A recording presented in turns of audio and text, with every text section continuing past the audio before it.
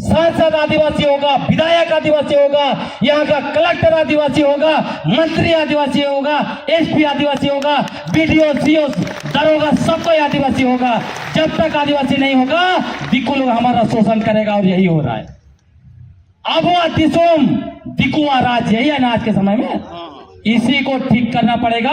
और ये जो पंचायत राज विभाग अभी जो प्रोजेक्ट बना दिया आदिवासी ग्राम सभा, पारंपरिक ग्राम सभा, उनके लिए प्रोजेक्ट है, पैसा है, इसको याद करिए। इसीलिए हमें ये लड़ाई स्वायत्ता की लड़ाई है, उस दिशा में हम लोग जा रहे हैं। किसको हम लोग विरोध करेंगे और किसको बचाएंगे? आपको मैं बताना चाहता हूं, ये लोग बोलते हैं पंचायत का कानून सिर्फ और सिर्फ राज्य सरकार को बनाने का अधिकार है। ये लोग बोलता है कि संविधान की 7वीं अनुसूची में पंचायत है, इसलिए सिर्फ राज्य सरकार ही बना सकती है कानून। मैं आपको बताना चाहता हूं, इन लोगों का आर्गुमेंट, इनका जो बात है धराशायी हो जाता है। यदि 7वीं अनुसूची ही सही होता तो 1992 में जब 9वें अध्याय आया संविधान में संशोधन करके, उस समय में संविधान का अनुच्छेद 243 उसकी व्यवस्था नहीं की जाती। क्यों उसको डाला गया और उसमें रोका गया? कहा गया कि सामान्य पंचायत जो है कि आदिवासी क्षेत्र में लागू नहीं हो सकता है, उसके लिए केंद्र सरकार कानून बनाएगा। जब राज्य सरकार को पंचायत कानून बनाने का अधिकार था तो पैसा कानून केंद्र सरकार ने क्यों बनाया? दूसरा, जब राज्य सरकार ने, जब झारखंड नहीं बना था, उस समय में 7वीं अनुसूची का उपयोग करते हुए बिहार पंचायत अधिनियम 1993 बनाया। वहां पे चुनाव के लिए शुरू किया। तब डॉक्टर वसुदेव बेसरा, एन.एस. मुर्मू, 2 महान व्यक्ति हुआ करते थे संताल समुदाय से। इन लोगों ने पटना हाईकोर्ट में चुनौती दिया। उन्होंने कहा संविधान का अनुच्छेद 243 के तहत पंचायत चुनाव आदिवासी क्षेत्र में नहीं हो सकता है। पटना हाईकोर्ट को रोक लगाना पड़ा। इसीलिए पैसा कानून हमारे लिए बना। दिक्कुओं का पंचायत व्यवस्था हमारे यहाँ नहीं चल सकता है। हमारा अपना व्यवस्था है, पढ़ा व्यवस्था, हमारा अपना मुंडा व्यवस्था है, वही चलेगा। इसीलिए पैसा कानून बनाया गया। साथियों, अब मूल बात यहां समझना यह है, हम लोग निरंतर कह रहे हैं झारखंड पंचायत राज अधिनियम 2001 असंवैधानिक है, असंवैधानिक तरीके से यहां पर लागू किया गया है। इसके 3 कारण हैं। असंवैधानिक किसको बोलते हैं? असंवैधानिक हम लोग उसी को बोलते हैं जब संविधान की मूल भावना के साथ छेड़छाड़ की जाती है, संविधान के उसूलों के खिलाफ काम किया जाता है और संविधान में प्रावधान जो है उसके खिलाफ किया जाता है। झारखंड पंचायत राज अधिनियम में यही हुई है। इस अधिनियम के द्वारा संविधान के 3 अनुच्छेदों का उल्लंघन हुआ है।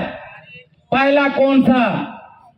पहला अनुच्छेद है 243 क्योंकि उसमें स्पष्ट है कि आदिवासी क्षेत्र में, अनुसूचित क्षेत्र में पंचायत के उपबंधों का विस्तार करने का अधिकार सिर्फ और सिर्फ संसद को है, विधानसभा को नहीं है, विधानमंडल को नहीं है। उसके बावजूद 2001 में झारखंड विधानमंडल ने कानून बनाया और हमारे ऊपर इन्होंने लाद दिया, इसीलिए यह असंवैधानिक है।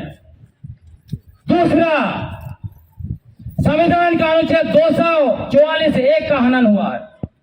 244 क्या बोलता है?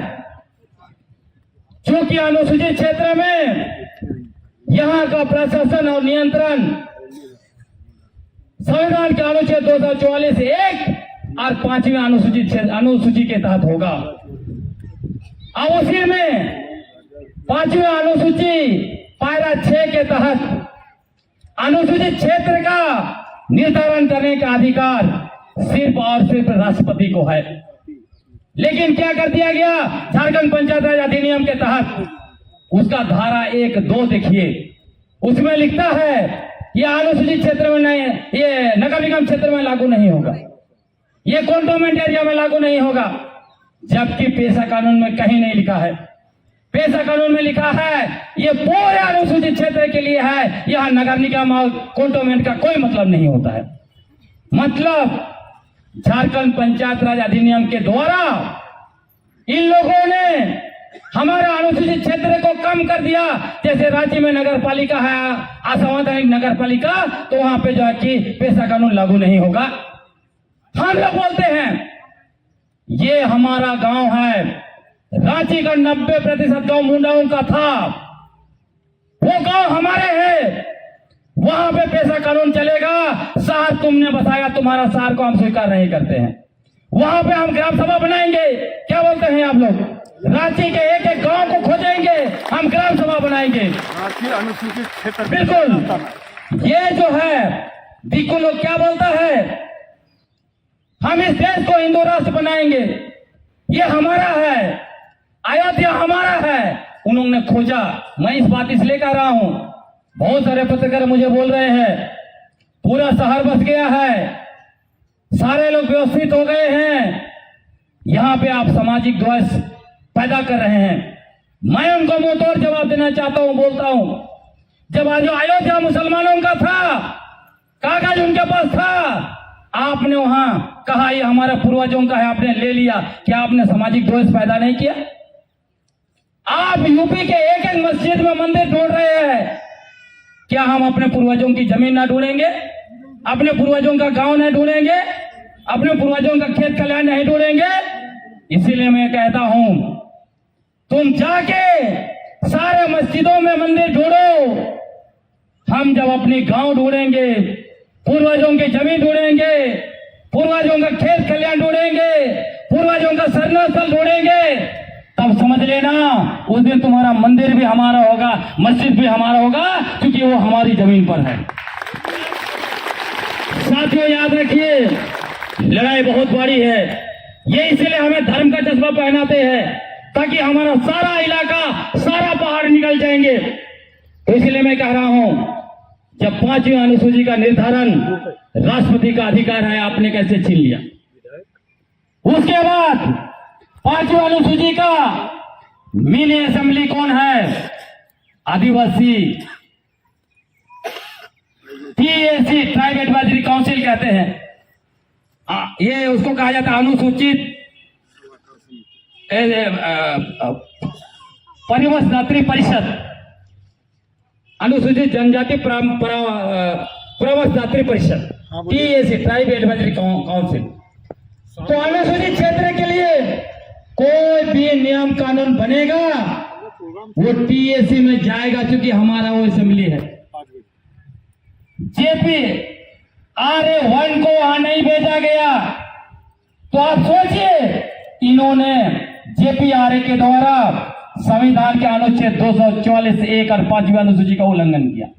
तीसरा, जो कि झारखंड पंचायत राज अधिनियम एक अलग कानून है, स्वतंत्र कानून है, क्योंकि इसमें राज्य सरकार को बनाने का अधिकार नहीं था, इन्होंने बनाया। पेशा कानून केंद्रीय कानून है। तो जब ये दोनों कानून एक क्षेत्र में लागू हैं, दोनों आपस में टकराते हैं, तो कौन सा कानून लागू होगा? भारत का संविधान अनुच्छेद 254 बहुत स्पष्ट बोलता है कि संसद द्वारा पारित कानून लागू होगा, और यदि विधानसभा का कानून लागू करना है, उस स्थिति में महामहिम राष्ट्रपति से अनुमोदन करवाना पड़ेगा। JPRA को अनुमोदन नहीं करवाया गया, उसके बावजूद लागू किया गया है, मतलब भारत के संविधान का अनुच्छेद 254 का भी अवहेलना हुआ है। आप सोचिए, जो कानून भारत का संविधान 3 अनुच्छेद का उल्लंघन किया है, उस कानून को हम असंवैधानिक बोलेंगे? नहीं बोलेंगे तो क्या बोलेंगे? जो लोग एनजीओ चलाते हैं, एनजीओ समूह, कुछ लोग पंचायत विभाग में अभी से जो है कि मास्टर ट्रेनर या क्या क्या बन गए हैं वो लोग, और कुछ दिक्कू लोग जो पंचायत विभाग से अभी से पेशा के नाम पर 13,000 आदिवासियों का गांव का ट्रेनिंग के नाम से उनको पैसा मिलेगा की दृष्टि लगाए हुए हैं। वही लोग हम लोग को बदनाम कर रहे हैं और बोलते हैं JPRA ताकि उनको पैसा मिलेगा। और अभी आप देखिएगा, आपका ग्राम सभा से फोटो बनवा के, वीडियो बनवा के पंचायत विभाग को भेजा जा रहा है। उसको रोकना होगा आपको। क्यों? मैं बताता हूं। हमारे पूर्वज लोग किसी का गुलामी नहीं किया। जब आर्य आए यहाँ पर यूरेशिया से 3500 साल पहले, उनके साथ लड़ाई लड़ा। जब मुगल आए, उनको भी हमारे इलाके में घुस नहीं पाए, उनका ताकत नहीं था, वो डर गए। लड़ाई भी हुआ। यहां इसके बारे में चर्चा हुआ कि महिला लोग कैसे पुरुष का ड्रेस पहन के लड़े थे। जब अंग्रेज आए तो हमारे पूर्वज ही हैं जिन्होंने अंग्रेजों का रास्ता रोका और कहा ये इलाके हमारे हैं, यहां तुम्हारा शासन नहीं चलेगा। वो दिक्कू लोगों ने नहीं कहा जो कहते हैं आज हम सबसे बड़े राष्ट्रभक्त हैं। उन लोगों ने मुगलों की गुलामी की, उन लोगों ने अंग्रेजों की गुलामी की, लेकिन हमारे पूर्वजों ने अपना खून देना, अपना जान देना स्वीकार किया, लेकिन अंग्रेजों की गुलामी नहीं की। लेकिन आज हमारे समाज के कुछ दलाल लोग अपने राजनीतिक और आर्थिक हित साधने के लिए हम लोग का ग्राम सभा को, पारंपरिक ग्राम सभा का वीडियो बना के ग्राम सभा को, पंचायत विभाग को भेज रहे सरकार को। क्या सरकार का हम गुलाम है? याद रखिएगा, जिस दिन पंचायत विभाग आपको नियंत्रण कर लेगा, जिस दिन सरकार आपको नियंत्रण कर लेगा, आपका कुछ नहीं बचना है। हम सोचते हैं अब क्यों आया? यही हमारा स्वायत्ता की वजह से। झारखंड राज्य अलग क्यों मांगा गया? आपको याद करना चाहिए, मरांगों के जयपाल सिंह मुंडा इंग्लैंड में पढ़ते थे। सबसे बड़ा ऑफिसर को उन्होंने डिग्री ले लिया, परीक्षा पास कर लिया। इंडियन टीम के हॉकी के कैप्टन थे। हर चीज को छोड़ के आदिवासी समाज के लिए आए। उन्होंने कहा अबुआ दिसुम अबुआ राइट। जब दूसरे लोग कह रहे थे कि हमको पाकिस्तान दे दो, कोई बोल रहा था हमको दलिस्तान दे दो, मरांगों के जयपाल सिंह मुंडा ने कहा हम अलग देश नहीं मांगते हैं, हम आरक्षण नहीं मांगते हैं, हमको अपने इलाके में अधिकार दे दो, स्वायत्ता दे दो। जिस तरह से 60,000 संतालों ने घोषणा किया ये इलाका हमारा है, यहां पर अंग्रेजों का शासन नहीं चलेगा। जिस तरह से धरती एवं बिरसा मुंडा ने घोषणा किया ये मुंडा दिसुमा यहां दिकुओं का शासन नहीं चलेगा, उसी तरह हमारा इलाका का दे दो। तुम्हारा आरक्षण नहीं चाहिए, तुम्हारा कुछ नहीं चाहिए। मतलब इसका मतलब क्या कहा था उन्होंने? इसका मतलब उन्होंने ये कहा अबुआ दिसुम अबुआ राइज का कल्पना किया था मरांगों के जयपाल सिंह मुंडा का।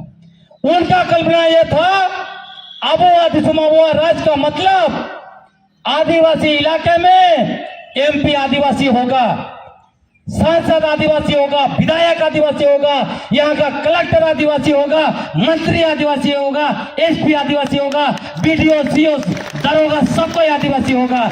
जब तक आदिवासी नहीं होगा दिक्कू लोग हमारा शोषण करेगा और यही हो रहा है। अबुआ दिसुम दिकुआ राज यही है ना आज के समय में। इसी को ठीक करना पड़ेगा। और ये जो पंचायत राज विभाग अभी जो प्रोजेक्ट बना दिया आदिवासी ग्राम सभा, पारंपरिक ग्राम सभा, उनके लिए प्रोजेक्ट है, पैसा है, इसको याद करिए। इसीलिए हमें ये लड़ाई स्वायत्ता की लड़ाई है, उस दिशा में हम लोग जा रहे हैं।